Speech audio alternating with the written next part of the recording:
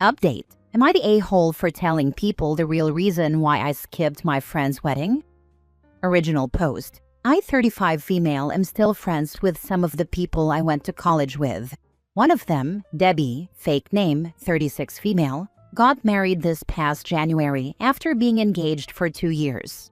Early in the planning process, Debbie had asked my 6-year-old daughter, who was 5 at the time, to be the flower girl.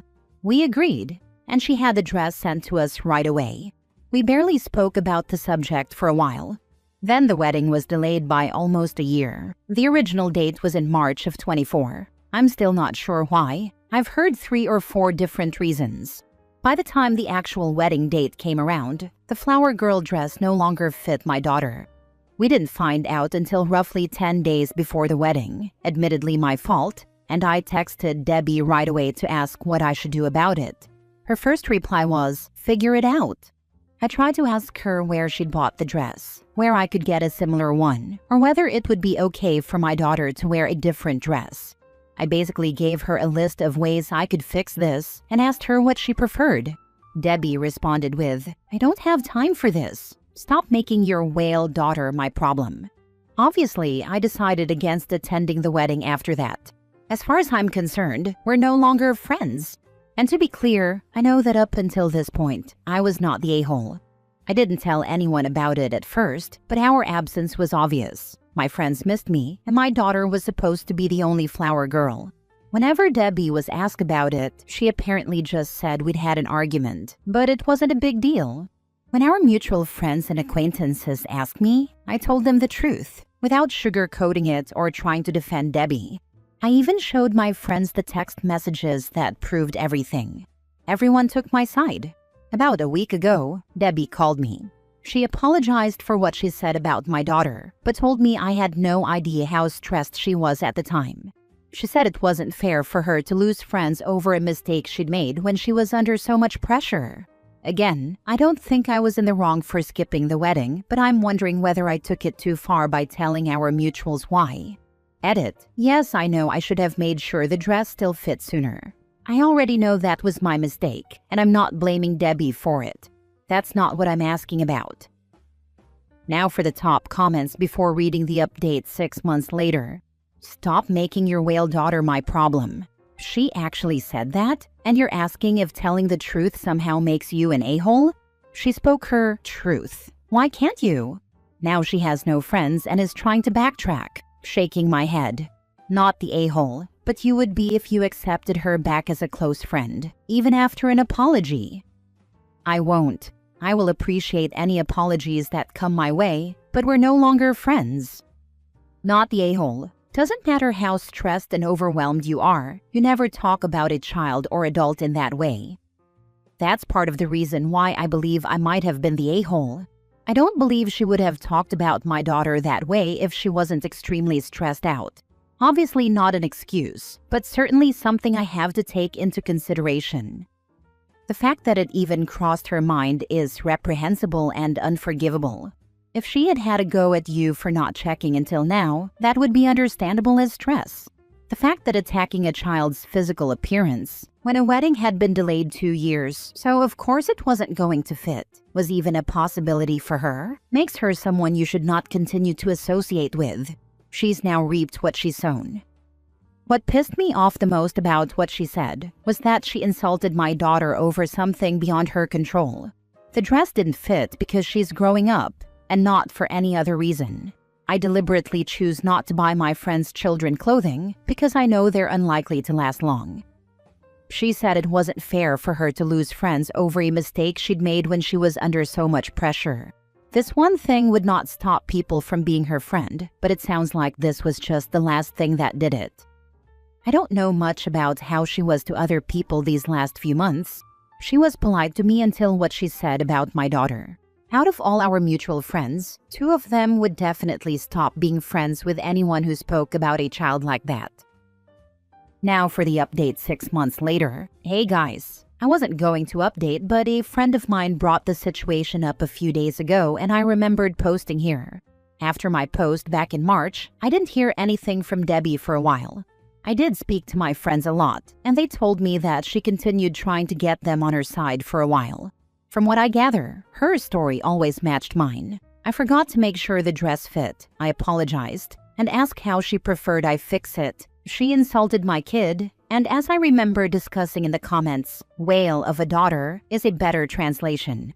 Everyone continued taking my side. Apparently, I wasn't the only one Debbie had problems with before the wedding. My case was just the worst one. There's no doubt that the dress fiasco was my fault. I had a lot going on at the time and several reasons why I forgot to make sure it fit sooner. But no excuse can change the fact that I messed up. But I still don't think giving Debbie options on how I could proceed was the wrong move. I've been a bride before, and I wouldn't want someone else to make a decision about my wedding without giving me the final say. And I can't ignore that her reaction was to insult my daughter. Debbie first texted me in June. She asked me to help her clear the air with everyone because most of our mutuals hadn't spoken to her since April. I was tired of all this, so I told everyone that Debbie had already apologized to me. I made it very clear that while we're no longer friends, I sincerely don't care whether they remain in contact with her or not. She texted me once again early in July. She told me that a couple of our mutuals were talking to her again, but it wasn't the same as it used to be. She asked me whether I was still mad at her. I told her I'm not, and I wish her the best, but I don't think we can continue this friendship. I said I was sorry for the dress fiasco and I understood that she was stressed at the time, but I'll never be able to look past what she did. It would have taken her less time to give me directions than it took to call my daughter a whale. I can forgive rudeness with time, but not insults, especially towards my children. We haven't spoken since. I haven't blocked her, but I have no intention of reaching out again, and I don't think she does either. Some of our mutuals are speaking to her again. Both my best friends from that group want nothing to do with her. I sincerely don't care what anyone does. I won't pretend this never happened, but I've moved on. Like I said, I'm not mad anymore. My daughter will be a flower girl at my cousin's wedding in December, and my family's doing very well.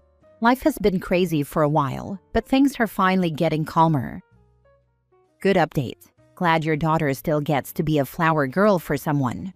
Hopefully your ex-friend has done some serious reflecting on her behavior. All it takes is one thing said in a moment to ruin relationships forever. Yes, something said in a moment, but it was the thing that was said. Such a hurtful, ugly thing to say. And the fact that that thought was in her head at all, I could never forgive that either. I personally don't think you were in the wrong in any way whatsoever. Your daughter is going to grow. That's what kids do. The dress she bought was more than likely not going to last for another 6 months size-wise.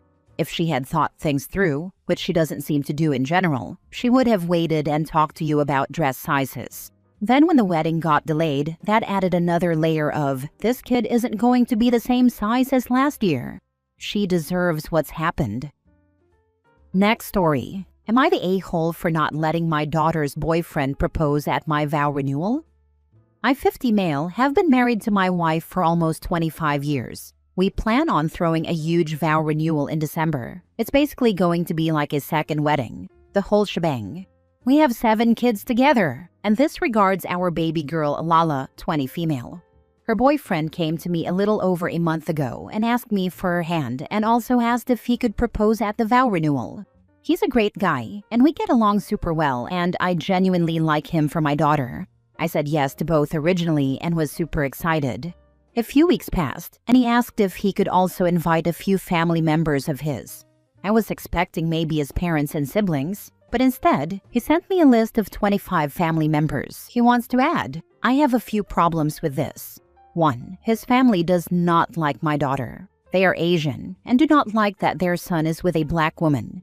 And considering nearly everyone else there will be black, to be fair, my daughter says he always sticks up for her, and I have witnessed this myself. 2. He expects us to fund these people like regular guests. As I mentioned, this would be just like a wedding, so 25 extra people is a lot of money. I told him I couldn't accommodate that many people. He got angry and said I was ruining his special moment and that I don't really care about Lala. He also said I can't do anything if they just show up. I told him they absolutely will not show up. I then told him he still had my permission to marry my daughter, but he was not allowed to propose at the vow renewal. Now he, his family, and my 2 sons all say I was being an a-hole and should just suck it up. But my other kids and my wife say that I'm not an a-hole and that he's crazy. Obviously, Lala does not know about any of this. Am I the a-hole? Now for the top comments. Not the a-hole, and he's not the great guy you think he is. The fact that he made the comment about you not being able to do anything if they just showed up tells you exactly what kind of person he is. Yeah, I gotta say I think it's time to bring OP's daughter into the loop. This is pretty hostile and egregious behavior, and she needs to know about it before potentially agreeing to marry him. OP, imagine that after their wedding he stops sticking up for her and things deteriorate. Would you feel rotten for having had this information about his character and not sharing it with her? She's an adult, and if she's mature enough to get married, she's mature enough to value honesty and open communication over a fairy tale surprise, even if she's momentarily disappointed. Sticking up for someone in the moment is great, but knowing his family doesn't like her, and it's a racial thing. He wants to bring 25 of them to an event celebrating your love with your wife, where their worst fear, him permanently attached to her, will be sprung on them? That's just asking for a disaster. A reasonable person would want to protect their future spouse from such vitriol during such an intimate moment, and certainly wouldn't want to stoke any flames by forcing it to occur at another big event, where any confrontation would happen in front of everyone she loves. Not the a-hole. He wants to have the big moment, probably for social media, when he proposes, but he wants you to foot the bill. How endearing. Asking to horn in on someone else's celebration is tacky AF by itself, but adding in a demand for you to pay for 25 extra guests is some shocking entitlement. And then the icing on the cake. It sounds like they are opposed or hostile to your family because of the color of your skin. Wow, guess you've learned your lesson. You can't give this one an inch or he'll demand a mile. Yeah, I was fine with parents and siblings, but they took it too far. Last story. Am I the a-hole for choosing my grandpa to walk me down the aisle and dance with me instead of my stepfather? At 25 female, I'm getting married in a year and I asked my grandpa to walk me down the aisle and to be the one I dance with for the father-daughter dance. He was so happy to say yes, and my grandma was super happy for him. This upset my mom and stepfather, who felt he was more deserving and that it would traditionally be him if not my biological father. I told them beforehand and they were not happy. My stepfather told me he expected me to change my mind and walk alone and dance with no one but my husband or ask him. He said there was no middle ground because anything different is disrespect to him and his place in my life. I asked my grandpa anyway, and Mom asked me what I was thinking and if I realized how bad I would make the two of them look because it just appears like she can't pick a good father for me when one left and the other I reject as a father. To provide some context about my decision, and this is all stuff my mom and stepfather know. Mom was single, dating until I was 9. My father was never in my life. My grandparents, Mom's parents, were there for me. And Grandpa was the father figure I had. I didn't have any uncles or other male relatives. It was him, and he was so good to me. I used to spend weekends at my grandparents' house. Sometimes I'd spend 3 or 4 nights at my grandparents' house. It was never a set schedule, but that's just how it went. I loved being there, and I felt more supported there than with my mom. My grandparents provided a lot for me. They took me back to school shopping every August. They used to make sure I had enough money in my lunch account at school, and they were the people who picked me up when I got sick at school. Mom wasn't a total deadbeat, but I think she was more focused on her personal life than on me at times. When she met my stepfather, he was eager to step into the role of dad, but I didn't feel that need for him, and I felt weird about him coming on so strong. We spent time together, he bought me stuff, and he moved in after 4 months of me knowing him. He offered to adopt me, which I always said no to. And even after he was on the scene, I went to my grandparents' house a lot and spent many overnights there, sometimes entire weekends, or even entire weeks. It was Grandpa I looked up to as a father figure, and whenever I was asked to write about dads or father figures in school, I wrote about him. I made him Father's Day cards every year and bought him stuff for the day, and when my stepfather had kids with my mom, I'd wish him one too. But I never claimed him as my own dad. And even before a lot of that stuff, my stepfather was highly critical of my grandparents, but Grandpa especially. He said they were just too involved and that they should have left room for me to learn to be on my own more when Mom couldn't be there. But he also thought they should have paid for his and Mom's wedding, which became a huge thing. Then he called my grandpa creepy for being so close with me. They weren't in the same room often, and more often than not, my stepfather took digs or tried to start fights with my grandparents. My grandparents continued providing for me after my stepfather married my mom. They didn't say it at the time, but later they said they suspected he would try to use paying for stuff to get me to do things I didn't want to, like changing my last name and being adopted, and even calling him dad. And I think they were right to think that way, because when my grandparents got me my first car, he offered to buy me a brand new car, like a shiny new one, but he said we'd need to talk about what we are to each other. I just said no, and the car I had was fine. Am I the a-hole? Not the a-hole. You asked the man who actually was your father figure to walk you down the aisle and dance with you. That's not disrespect. That's honoring the person who showed up for you your whole life. Your stepfather may have wanted the role, but wanting it doesn't make him entitled to it. He's making this about his ego and how it looks, while you're making it about love and gratitude. Big difference. Weddings are not participation trophies. You don't owe him a symbolic role he never earned. Your grandpa did. Full stop. Thank you for seeing that.